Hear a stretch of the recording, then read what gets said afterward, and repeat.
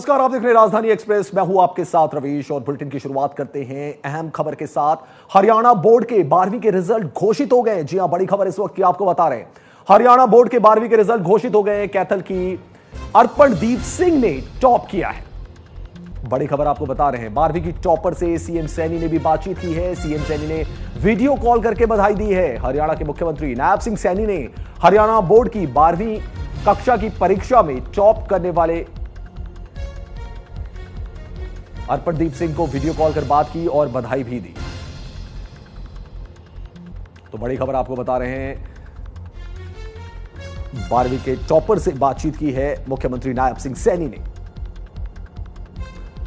Video call करके बधाई दी।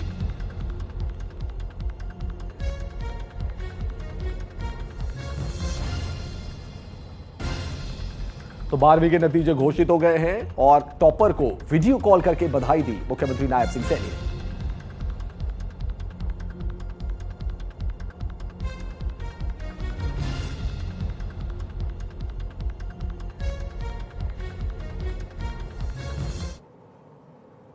बढ़ते आगे, ऑपरेशन सिंदूर की सफलता के बाद भाजपा की ओर से देशव्यापी तिरंगा यात्रा का आयोजन किया जा रहा है। इस कड़ी में बुधवार को अंबाला में तिरंगा यात्रा का आयोजन किया गया। यात्रा में सांसद रेखा शर्मा, पूर्व मंत्री असीम गोयल समेत बड़ी संख्या में आम लोगों ने भी हिस्सा लिया। अंबाला शहर के जगाधरी गेट से शुरू हुई तिरंगा यात्रा का समापन शौर्य चौक पर किया गया, जब सांसद रेखा शर्मा सहित सभी लोगों ने शौर्य चक्र को नमन किया।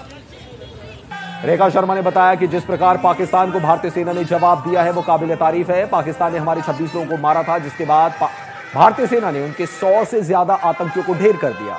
इस दौरान असीम गोयल ने विपक्ष को सर्कस बताते हुए कहा कि उन्हें खुद नहीं पता कि उन्हें बोलना क्या है।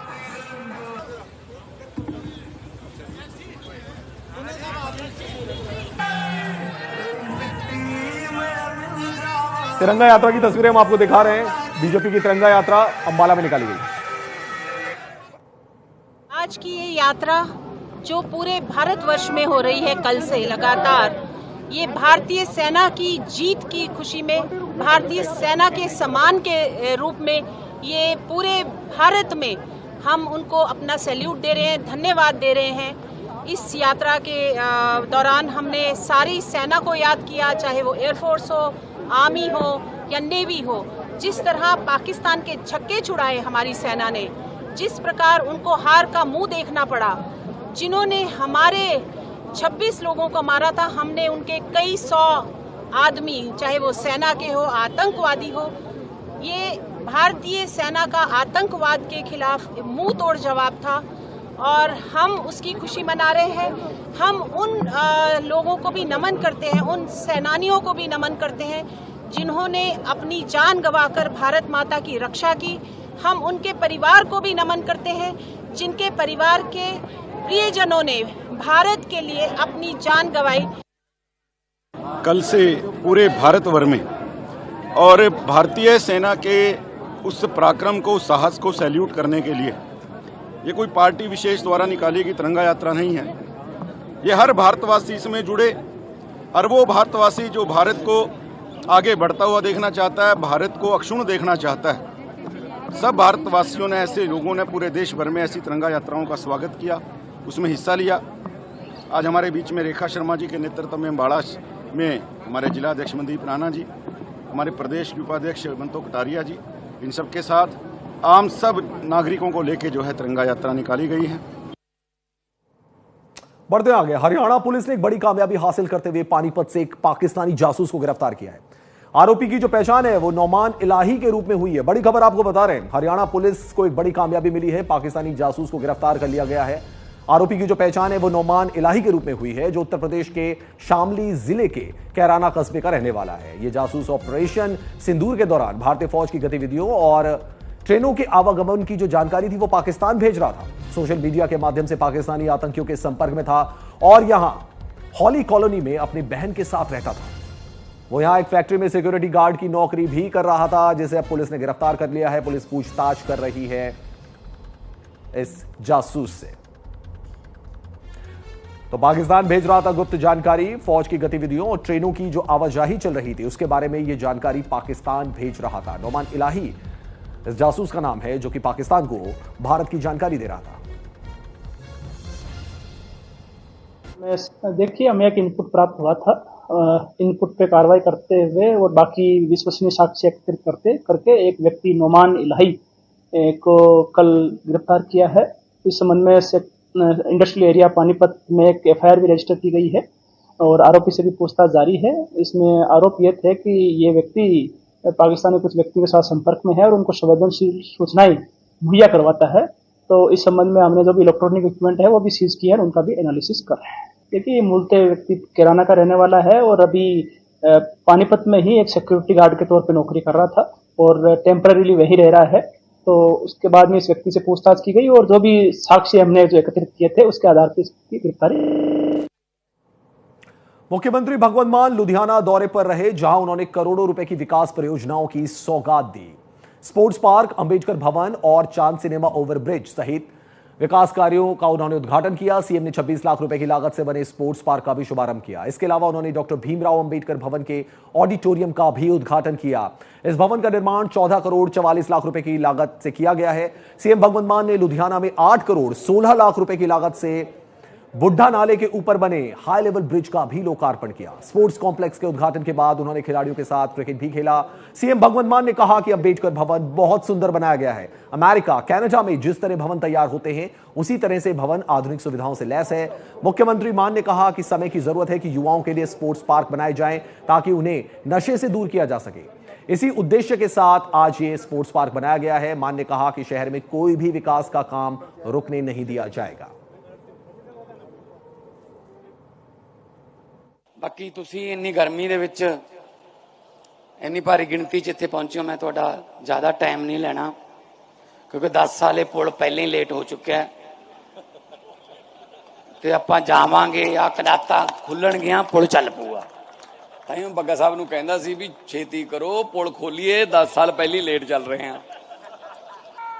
1 घंटे बाद जो तुसी इत्थे आओगे, 1 घंटे बाद इत्थे आओगे तो तुहानूं जगह पछाण च नहीं आउणी भी इत्थे ही सी। सो मैं नहीं चाहता ज्यादा देर आपां उद्घाटना ती ला दीए। डिवेलपमेंट वास्ते कोई एमएलए मेरे को आवे, चंगे काम लेके आवे, मैं गिनती नहीं देखदा कि किन्नियां वोटां ते जित्तिया है जां उस इलाके दी या उस पिंड दी गिनती किन्नी है जिस काम वास्ते पैसे मंग रहे। मैं काम देखदा भी ये काम जे। बढ़ते आगे, भारत पाकिस्तान सीजफायर के बाद पंजाब के सरहदी इलाकों में भी स्थिति सामान्य होने लगी है। फजिल्का, फिरोजपुर, अमृतसर समेत अन्य सीमावर्ती इलाकों में अब स्कूल और कॉलेजेस खुल गए हैं। अमृतसर के अटारी में तमाम स्कूल खुल गए हैं। छुट्टी के बाद स्कूल पहुंचे बच्चों ने स्कूल में प्रार्थना और पढ़ाई लिखाई की। इस दौरान स्कूली बच्चों और शिक्षकों का क्या रिएक्शन रहा वो भी हम आपको सुनाते हैं। तस्वीरें हम आपको दिखा रहे हैं। स्कूल कॉलेजेस खुल गए हैं।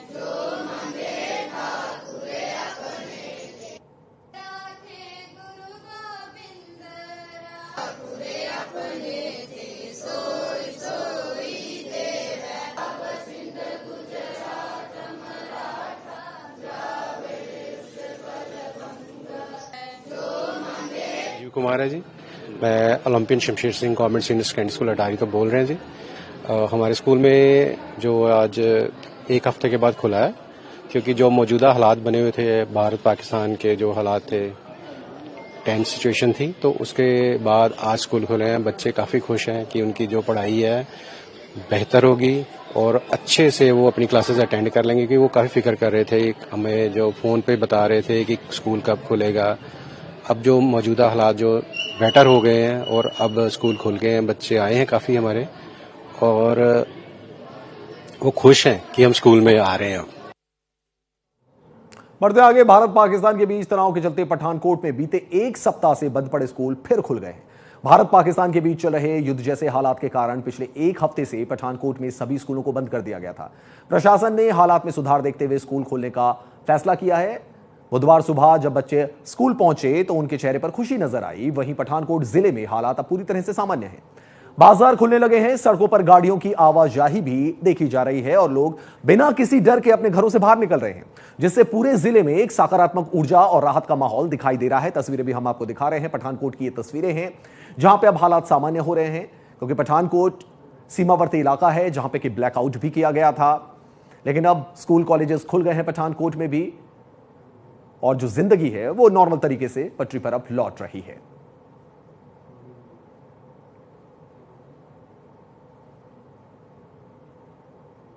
बड़ी खबर अब आपको बताते हैं, बीएसएफ जवान अटारी वाघा बॉर्डर से वापस लौट गए। बड़ी खबर आपको इस वक्त की बता रहे हैं, हमारे जो बीएसएफ के जवान पाकिस्तान की तरफ चले गए थे वो वापस आ गए हैं। 22 अप्रैल से जवान पूनम कुमार जो थे वो लापता थे। बीएसएफ जवान पूनम 20 दिन बाद भारत लौटे हैं। जी हां, पाकिस्तानी रेंजर्स के हिरासत में थे पूनम कुमार। बीएसएफ के जवान वतन लौट आए हैं। पहलगाम में आतंकी हमले के अगले ही दिन बीएसएफ के जवान पीके शॉ को पाकिस्तान ने अपनी हिरासत में ले लिया था और अभी तक रिहा नहीं किया गया था। बीएसएफ कांस्टेबल पीके शॉ 21 दिन पाकिस्तान के कब्जे में रहे, लेकिन अब वो भारत लौट आए हैं। तो अटारी वाघा बॉर्डर से उनको हिंदुस्तान भेज दिया गया।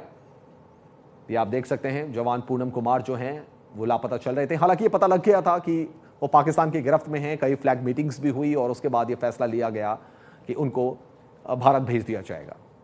दूसरी तरफ भारत ने भी जो पाकिस्तानी रेंजर को पकड़ा था उनको भी पाकिस्तान वापस भेज दिया गया। मैं जो आज 23 तारीख से पाकिस्तान का कब्जा में था, आज 23 दिन के बाद 24वां दिन जो हुआ, हमें लड़का को केंद्र सरकार, राज्य सरकार सवाई मिलकर हमें लड़का को पाकिस्तान से रिलीज कराया और रिलीज कराकर इंडिया में लाया। इन लोगों को धन्यवाद देते हैं, धन्यवाद देते हैं। और हम फिर चाहते हैं कि लड़का जब आया तो फिर अपने देश के रक्षा में फिर। देखिए मैडम, सबसे बड़ी बात तो 20 दिन वो हमारे देश में नहीं थे, पाकिस्तान की तरफ से अरेस्ट हो गए थे। तो आज तो बहुत ही खुशी हुई। सुबह में ही फोन आया था सीओ साहब का वहां से हेड कि देखिए वो पीके साहब आ गए हैं, इंडिया आ चुके हैं, टेंशन मत लीजिए, वो एकदम सही सलामत है, आप टेंशन मत लीजिए, बिल्कुल ठीक है। और मेरे हस्बैंड ने भी मुझे वीडियो कॉल किया था, एकदम टोटली वो फिट है, फिजिकली फिट है और बोल रहे थे कि टेंशन मत लो, मैं ठीक हूँ, मैं फ्रेश होके मैं तुमको 3 बजे फोन करता हूँ।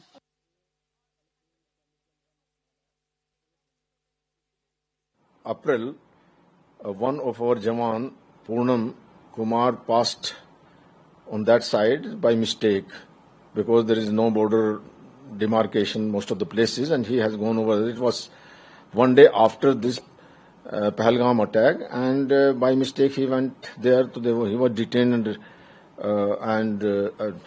by Pakistan. But after few days, then one of the Pakistan ranger was also arrested or detained by our people. Then the high-level talks and flag meetings were going on between BSF and Rangers to release each others. And after the long discussions and efforts from both sides, this has been our Jawan has been released, and we have also given their Ranger also. And it was on the Atari border today at around 10:30 or so. This is a matter of great relief. And this was the crossing by mistake. There was no other intention, which now after the medical examination he will be handed over, Jawan will be handed over to his family. He is from Bengal, West Bengal. His father has expressed a great relief, his wife also, and they are distributing sweets in the village. So this is a matter of great relief for everybody. तो BSF के जवान पूनम कुमार जो हैं वो भारत लौट आए हैं। पाकिस्तान ने बीएसएफ के जवान को जो है वो वापस भेज दिया है। अटारी वाघा सीमा से जवान को वापस भेजा गया। पाकिस्तानी रेंजर्स की हिरासत में थे पूनम कुमार और बीते 20 दिनों से पाकिस्तान के कब्जे में थे। वापसी के बाद बीएसएफ के जवान से पूछताछ जारी है। गलती से बॉर्डर क्रॉस कर गए थे पूनम शॉ। पंजाब के फिरोजपुर सेक्टर में थे पूनम शॉ, जिनको अब वापस भेज दिया गया है, जो कि वतन वापस आ चुके हैं। थोड़ी देर पहले हमने बताया था उनके परिवार वाले क्या कह रहे थे, काफी ज्यादा खुश नजर आ रहे थे।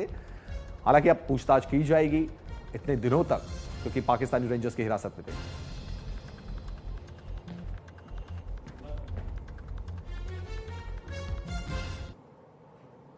बात गर्मी की करते हैं। पंजाब में भीषण गर्मी का कहर देखने को मिल रहा है और जो पारा है वो 41 डिग्री के भी पार पहुंच चुका है।